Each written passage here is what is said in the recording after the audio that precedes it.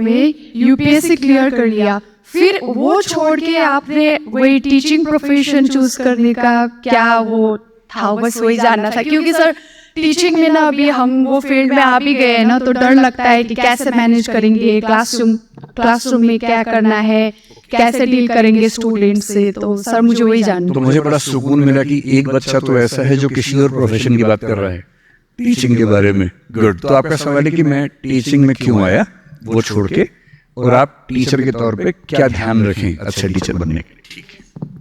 So first of all, thank you, sir, for coming to this place. I am Smita Rai and I'm from B.Ed College. Sir, as I have completed my graduation 5 years ago, sir, now I think that preparing for the UPSC is like being so late. Sir, am I being so late? Like I have completed my 5 years doing graduation also. Sir, I am too late for the civil service exam, sir. So that's my question, sir. Thank you, sir. So basically you want to know something about civil service exams preparation, right? Seeing you today here, seeing you in YouTube and seeing you in person today itself is so much motivating and so much inspiring. And my question is, as I have seen one of your videos where you have talked about 3-8 hours rule, I just want to know more about it from yourself. You want to know about 8 hours rule, 3-8 hours, which you have divided like 24 hours into like yes sir. Thank you, sir. time management is the basic. Yes sir, time management. Fine. So I have taken 8 questions so far, and that's नमस्कार sir. okay.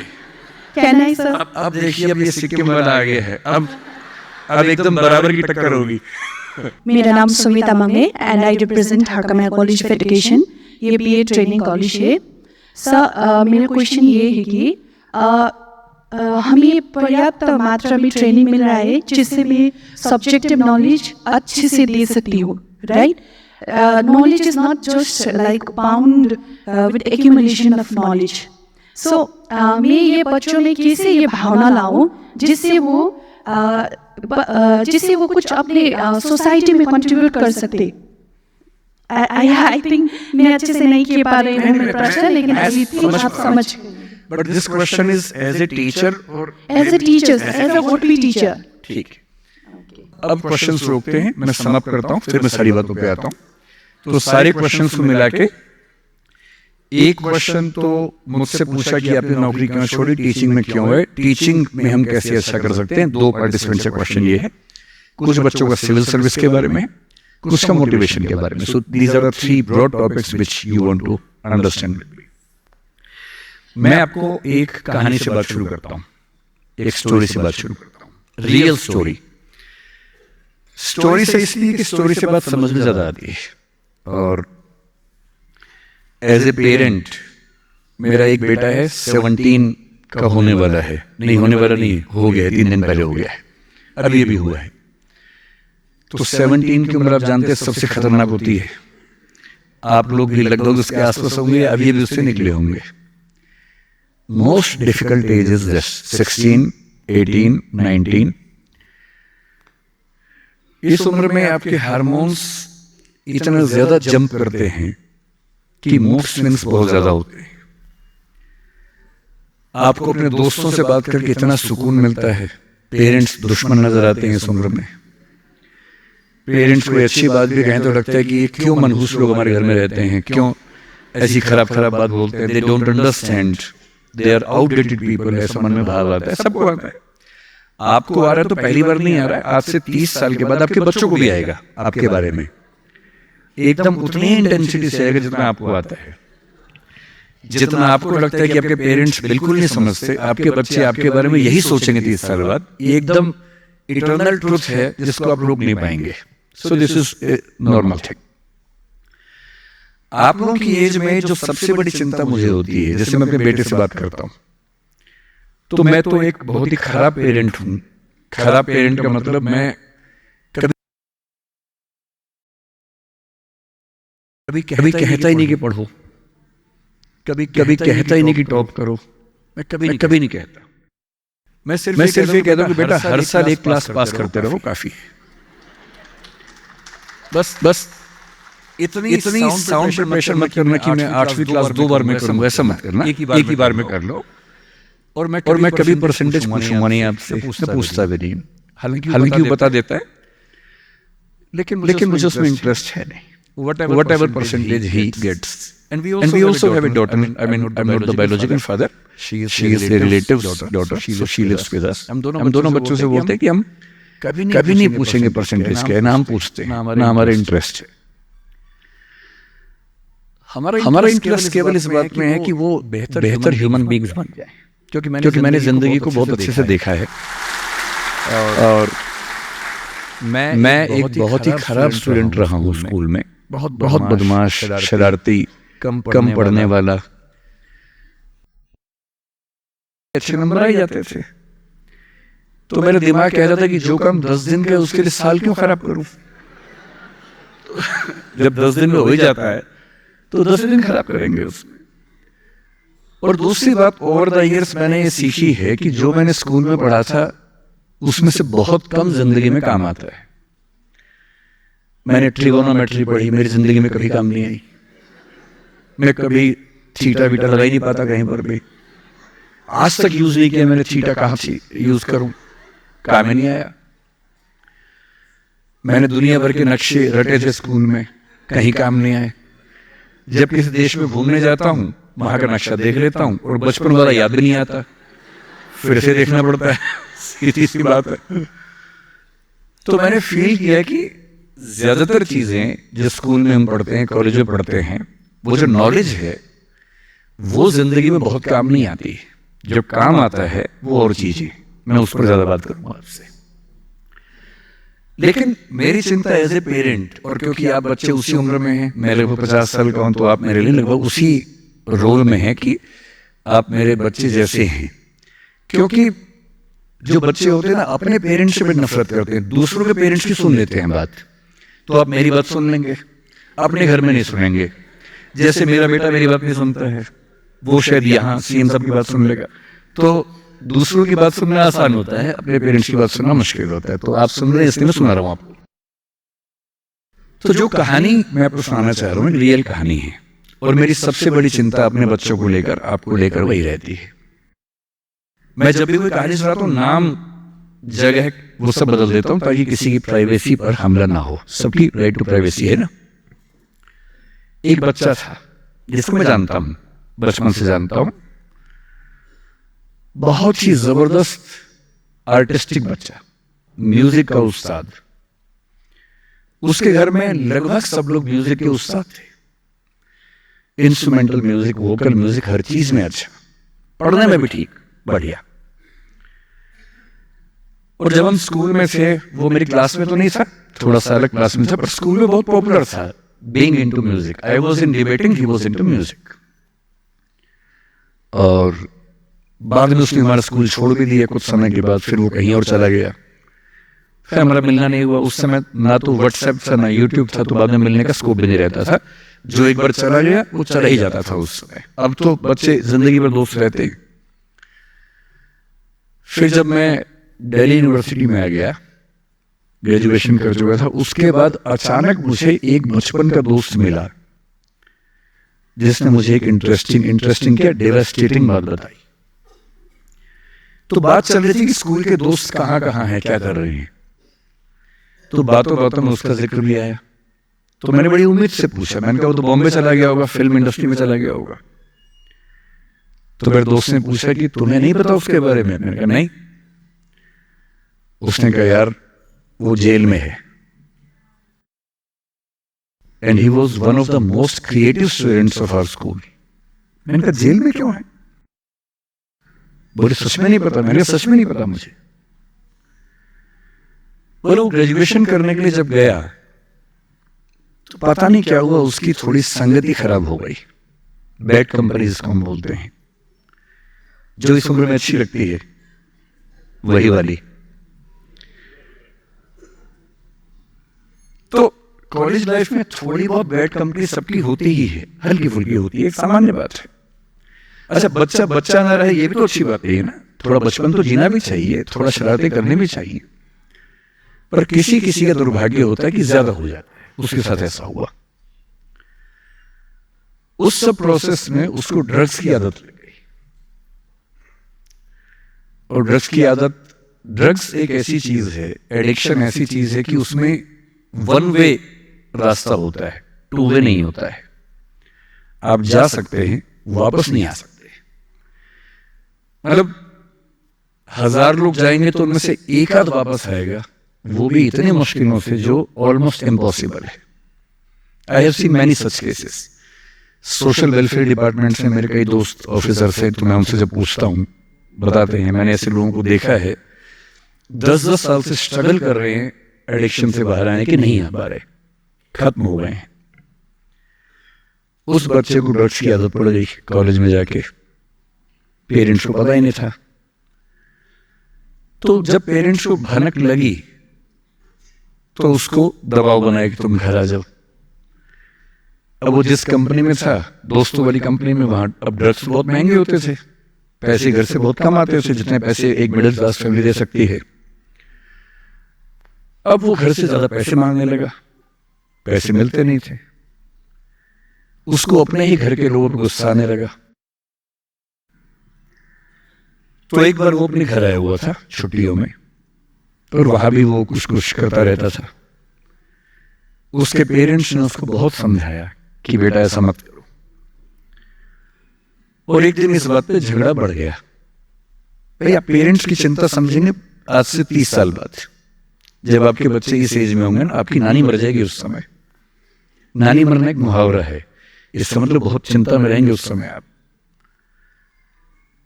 और उस दिन पता नहीं क्या हुआ, झगड़ा हुआ, क्योंकि जो एडिक्शन के शिकार हैं उनका दिमाग उनके कंट्रोल में नहीं होता है। यहां तक कि जो ड्रिंक करते हैं, ड्रिंक एक लेवल से ज्यादा कर लें तो दिमाग कंट्रोल से बाहर निकलने लगता है। ड्रग्स में तो ये एलिमेंट बहुत ज्यादा होता है। और आधी रात को उसने क्या किया, उसने अपनी फैमिली के 5 लोगों का मर्डर कर दिया। मर्डर, उसने खाने में जहर मिलाया, लगभग सब लोग उससे मर गए। एक मेंबर नहीं मरा क्योंकि उसने खाना खाया नहीं उस दिन, तो उसको उसने अलग से मारा। और ये बात है जब उसकी उम्र लगभग 17-18 साल की थी, या 19 के आसपास रहा होगा। उसके बाद वो जेल गया। मुझे उसके बाद से पता ही नहीं कि क्या हुआ, फांसी हुई या उम्र कैद हुई या क्या हुआ, ना तो मुझे पता है, ना मैं इंटरेस्टेड हूं जानने में। मैं उसका नाम हम सब जानता हूं, एंड 1-2 क्लास स्कूल में ऐसी थी कि वो हम आसपास थे, जानते थे, पहचानते थे एक दूसरे को। मेरी सबसे बड़ी चिंता ये होती है बच्चों को लेकर कि किसी भी गलती से वो ड्रग्स में ना चले जाए। आप सबसे रिक्वेस्ट कर रहा हूं हाथ जोड़ के, कुछ भी कर लेना, ये मत करना। बदमाशी करो, शरारत करो, थोड़ा इश्क विश्क होगा करो, कोई दिक्कत नहीं। किसी को चीट मत करना, ड्रग्स में मत जाना, क्योंकि इन रास्तों पे जाने के बाद वापसी का रास्ता नहीं है, पूरी जिंदगी खत्म हो जाती है। एक शायर ने कहा है, बस एक कदम गलत उठाता राहे शौक में, राहे शौक का मतलब शौक के रास्ते पर चल पड़े थे। बस एक कदम गलत उठाता राहे शौक में, मंजिल तमाम उम्र मुझे ढूंढती रही। मेरी मंजिल जिंदगी भर मुझे ढूंढती रही, कहां चला गया? सिर्फ एक गलती हुई थी, और उस एक गलती ने कहीं का नहीं छोड़ा। आपको लग रहा होगा कि ये तो पापा जैसा है, प्रीच कर रहा है हमें, पापा डोंट प्रीच वाला भाव मन में आ रहा होगा अपनाओं के। पर मेरा काम ही है, मैं क्या करूं? मुझे जितनी चिंता अपने बच्चे की उतनी आपकी चिंता है, तो मैं तो बोलूंगा। आप मानेंगे नहीं मानेंगे आपकी मर्जी है, लेकिन ईश्वर ना करे कुछ गलती हुई तो बाद में आप इस बात को याद जरूर करेंगे कि किसी ने समझाया था हाथ जोड़कर, और हम उसके बाद भी नहीं समझे थे। कुछ भी करना, उस रास्ते पर मत जाना। और इस रास्ते पर लोग क्यों जाते हैं? इसकी जो साइकोलॉजी में सबसे बड़ा रीजन है, उसको पीयर ग्रुप प्रेशर कहते हैं। पीयर ग्रुप का मतलब है आपके दोस्तों का ग्रुप, गैंग, जिसको गैंग कहते हैं। जो डेवलपमेंटल साइकोलॉजी है जो साइकोलॉजी स्टडी करती है कि बच्चे जैसे जैसे बड़े होते हैं उनकी साइकोलॉजी कैसे चेंज होती है, इसको बोलते हैं डेवलपमेंटल साइकोलॉजी। उसमें माना गया कि ये जो एज है टीन एज, ये गैंग एज है। गैंग एज का मतलब 3-4 दोस्तों का ग्रुप होता है, वो गैंग की तरह से ऑपरेट करता है, एकदम सीक्रेट्स रहते हैं उस ग्रुप में, आपस में बातें करते हैं, जैसी कोई आसपास से निकलता चुप हो जाते हैं। उनको लगता है कि उनके पास कुछ सीक्रेट इंफॉर्मेशन दुनिया की ऐसी है जो मोसाद और रॉ और इन्हीं सब के पास होती है, किसी के पास नहीं होती। जबकि वो जो बात कर रहे होते हैं उनके पेरेंट्स वो बात 30 साल पहले कर चुके हैं। वो ऐसी कोई बात नहीं कर रहे जो उनके पेरेंट्स को नहीं पता, वो सब बातें करके ही बड़े हुए हैं। पेरेंट्स भी तो बने ही है ना भाई, ऐसा थोड़ा, उन्होंने तो जिंदगी देखी है, पर उनको लगता है कि वो कुछ खास ऐसा जानते हैं। एक दूसरे पर ऐसा भरोसा, पेरेंट्स पर ऐसा अविश्वास, ऐसा उनको खारिज करने की टेंडेंसी नॉर्मल बात है, खास बात नहीं है, इस उम्र में सामान्य बात है। पर डेवलपमेंटल साइकोलॉजी जब हम पढ़ते हैं तो उसमें कहते हैं कि जो बच्चा होता है 1-2 साल तक का, उस पर सबसे, क्योंकि मां उसके लिए पूरा संसार है। उस बच्चे की 2 ही जरूरतें हैं कि जब वो गीला हो तो कोई पहुंच दे, जब भूख लगे कुछ खाना खिला दे। शुरू के 6 महीने इन दोनों जरूरतों को जनरली उसकी मां ही पूरा करती है, तो उसको धीरे धीरे लगता है कि जो मां है ना, यही मेरा सब कुछ है, और मां की हर बात को फॉलो करता है वो। 6 महीने के बाद थोड़ा सा बाहर का खाना, घर के बाकी मेंबर्स का असर पड़ने लगता है। 2 साल के बाद जब बच्चा पहली बार स्कूल जाता है, 2 या 3 साल के बाद, तो आप देखेंगे प्राइमरी स्कूल में टीचर्स आमतौर पे महिलाएं होती हैं, विमेन होती हैं, मेल्स नहीं होते हैं। उसके 2 रीजन है। एक तो मेल्स में इतनी पेशेंस होती नहीं आमतौर पे, अपना ही बच्चा हो तो 2 मिनट के लिए चिकोटी काटना, प्यार करना ठीक है, 2 मिनट के बाद नहीं झेल पाते वो। और बच्चा अगर रोने लगे, उनके चश्मा उतार के मारे, थप्पड़ मार दे, मूंछ खींच ले, इरिटेट हो जाते हैं। 5 मिनट के बाद तो बच्चा पिटता ही पिटता है अपने बाप के हाथों। इसलिए बच्चे भी बाप के पास कम जाना पसंद करते हैं, जाते हैं 1-2 मिनट के लिए, फिर भागाते हैं वहां से। इनको पता है कि ये जो ब्रेक इवन होने वाला टाइम आ गया है, अब इस टाइम पे निकल जाना चाहिए। मदर्स में बायोलॉजिकली भी और कल्चरली, सोशली भी ये वैल्यू ज्यादा डेवलप हो जाती है कि वो झेल लेती हैं उस बच्चे की परेशानियों को। बच्चे बहुत परेशान करते हैं। अगर आप मुझसे पूछे इस दुनिया में सबसे मुश्किल काम क्या है, सबसे मुश्किल है बच्चे को पालना। इससे मुश्किल कोई काम नहीं है।